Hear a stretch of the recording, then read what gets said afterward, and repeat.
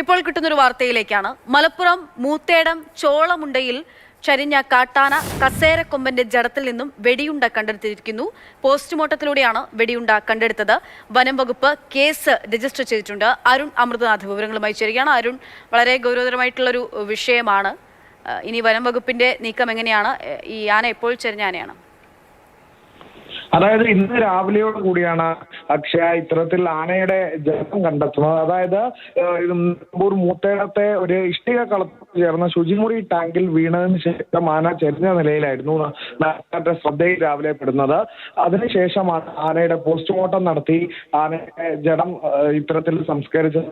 ഈ ജഡത്തിൽ നിന്നാണ് ബുള്ളറ്റ് വനംവകുപ്പ് കണ്ടെത്തിയിരിക്കുന്നത്. ബുള്ളറ്റ് എന്തായാലും ബാലിസ്റ്റിക് പരിശോധനയ്ക്ക് അയക്കും. വനംവകുപ്പ് കേസ് രജിസ്റ്റർ ചെയ്തിട്ടുണ്ട്.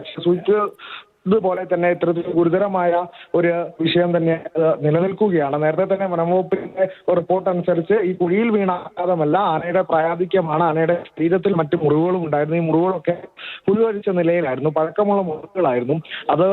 അതുകൊണ്ട് തന്നെ പ്രായാധിക്യമാകാം മരണകാരണമെന്ന വിലയിരുത്തലിലായിരുന്നു വനംവകുപ്പ്. അതിനിടെയാണ് ഇപ്പോൾ ആനയുടെ ജഡത്തിൽ നിന്ന് ഈ ബുള്ളറ്റ് കൂടി എന്തായാലും എത്തുന്നത്.